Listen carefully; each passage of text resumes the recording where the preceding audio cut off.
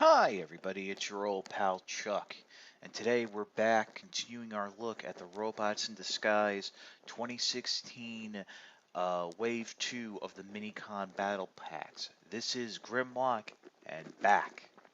So basically, if you're buying this set, you're getting back. Getting back. Back to where you once belonged. I'm sorry, I had to make that joke. A lot of people are speculating that back is maybe a partner or companion to the Minicon that's going to be named Fourth. Back Fourth. I don't. And then there you got Hammer Anvil. I don't know. But I gotta say, I really like this set. This really is like a shrunk down version of the Warrior class Grimlock without the shredding elbows. Now, I'm gonna put back off to the side for the minute because we want to start off looking at Grimlock. And as you can see, this is done in, the Robots in Disguise style of green and black. Right off the bat, I want to mention something, and it has to do with his combined armor weapon. The instructions really don't show clearly how to attach this to the arm. And a lot of reviewers have missed that. So let me just help you out here. Right here on the arm, where my finger is, are two notches molded in. And on the armor here, there are some tabs underneath the part that is made by the chest. You can just slip that on over the arm here, and it'll just basically just slide into place, and there you go. And you have this giant dinosaur Grimlock head with a working jaw that can, you know, be held as a weapon. We'll get more into the weapon a little bit later. Um, right now, just as I said, this is just a shrunk down version of the Warrior class figure. You have, I think, ball joints here in the shoulder. You do have ball joints in the elbows, so like I said, you don't have to worry about the shredding. Ball joint hips, ball joint knees. I mean, I can see this figure loosening up over time, but not anytime soon. Transformation is very similar to the Warrior class figure. You flip the head around, pegs into the chest there. Go ahead, bring these arms forward, flip the hands up into the forearms, rotate them around there at the ball joint. You can come in to the back now, and you want to bend the knees up. And then what you're going to do is really the only slight change from the Warrior version is that the parts of the tail peg on the outside. So you want to unpeg them. They're on a double hinge bar here, as you can see, that little green section. Bring that down, and then peg it all together. It pegs at the tail and then at the legs. Then what you want to do is you form this little um, bar section here that you want to swing up on the hips and just push that all in. Basically, fortunately the feet don't fall down, so you do end up with a little bit of a gap right here. Next, what you want to do, much like, again, like the Warrior class figure, detach the arms from the shoulders. I should mention that going into robot mode, this arm does not peg in as securely as it could. And while you're bringing them down, you want to rotate the dinosaur arms forward. And these will peg into the side here of the dinosaur mode. And there you have Grimlock in its dinosaur mode.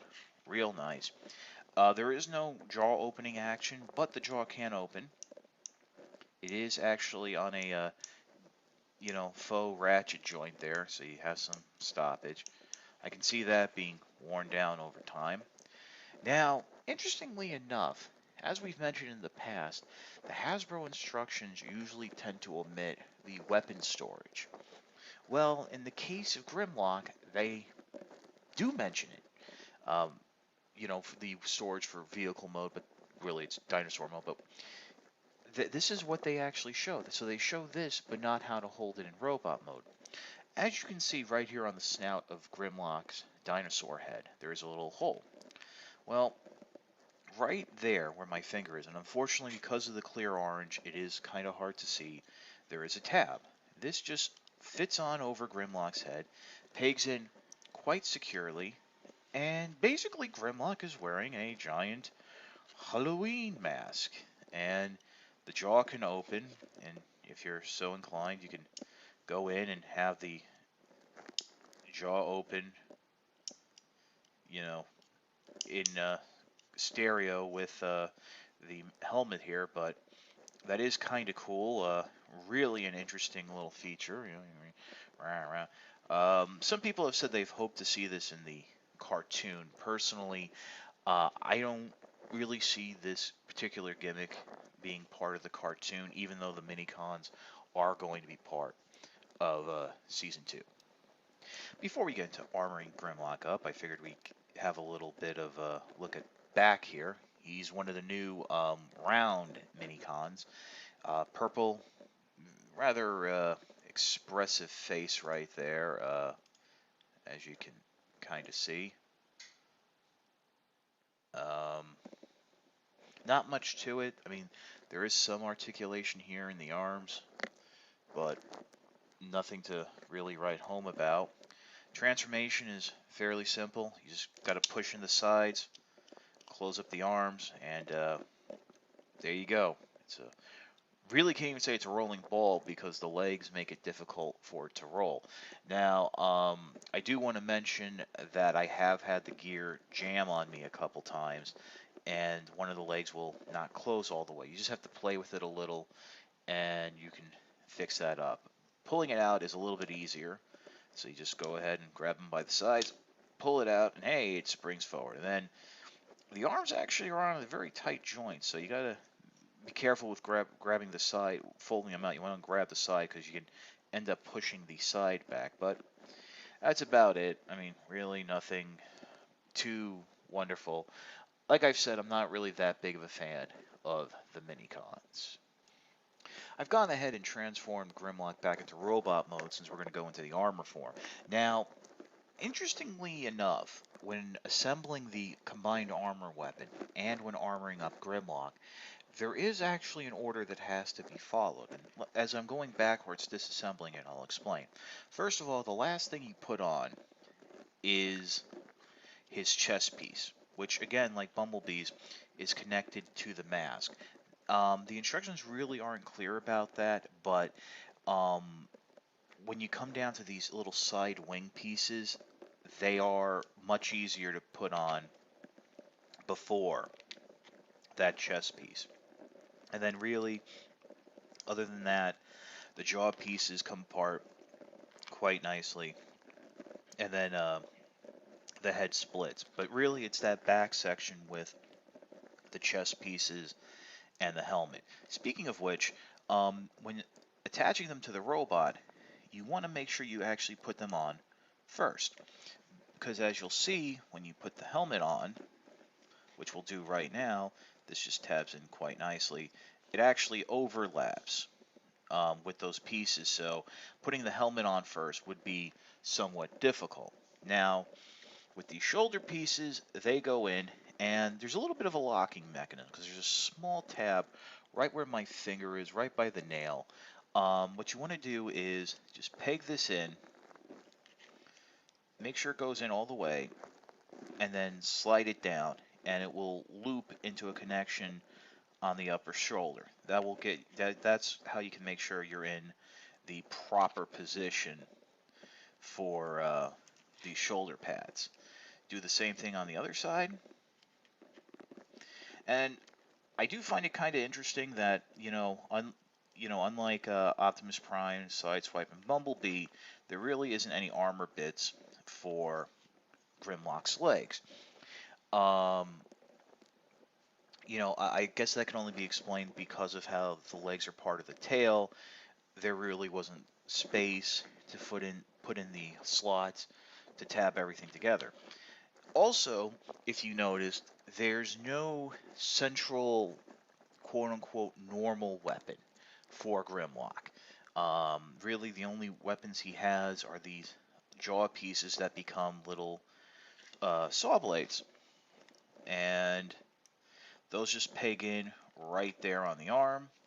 If you so desire, you can rotate them around. I don't know if that's intentional, but they can get out of the way. I think this is kind of cool. You know, Grimlock really isn't a weapon guy, so but I do like they finally included some sort of accessories for him, you know, as a weapon to use. The overall armor look is really cool. I'm kind of stuck here. I really don't know if I can say if this is better than you know, Bumblebees. Certainly, it's better, I think, than Prime and Sideswipes. It's really neck and neck. I think I just want to pick Bumblebee's look just because I like that clear blue energon. But Grimlock's is really cool, and you know the extra articulation. You do have some great movement here to do some fun poses with the figure. Grimlock and Back are a great set. I really think these Minicon battle packs um, have improved exponentially since the Wave 1 figures. And what's really cool is that you have a Grimlock that can be in scale with your Legion class figures. Um, you know, Bumblebee, Strong Arm, Sideswipe, since there is supposed to be a height discrepancy. In fact, I think you can even use the Battle Pack Optimus Prime there as well. I got these off of Amazon, but I got them from a third-party seller who had them marked up a little too high. Definitely do not pay more than like the $15, $17 price point that these go for. Because honestly, you're really only paying for the commander class size figure and the armor bits. The Minicon is just like a simple little throwaway thing, but you know, who knows? Kids might be really into them. They should be hitting retail soon, you know, stores, online stores. I think they're in stock at Big Bad Toy Store now. So maybe by the middle end of February, you should seeing them in brick and mortar retail. Definitely worth a pickup. From the Wave 2, if you're going to pick up one, I think for terms of armor, I'd go with Bumblebee, but in terms of just an overall play value, Grimlock's the man. It's just a really cool figure, and I like how they made everything very unique to the character, and you know, with the head and the armor, it's like just really comes together better. So I think overall, Grimlock out of the four is the best of the Minicon battle packs. It's your old pal Chuck. Grimlock and back. Get back. I'm sorry. We'll see you next time.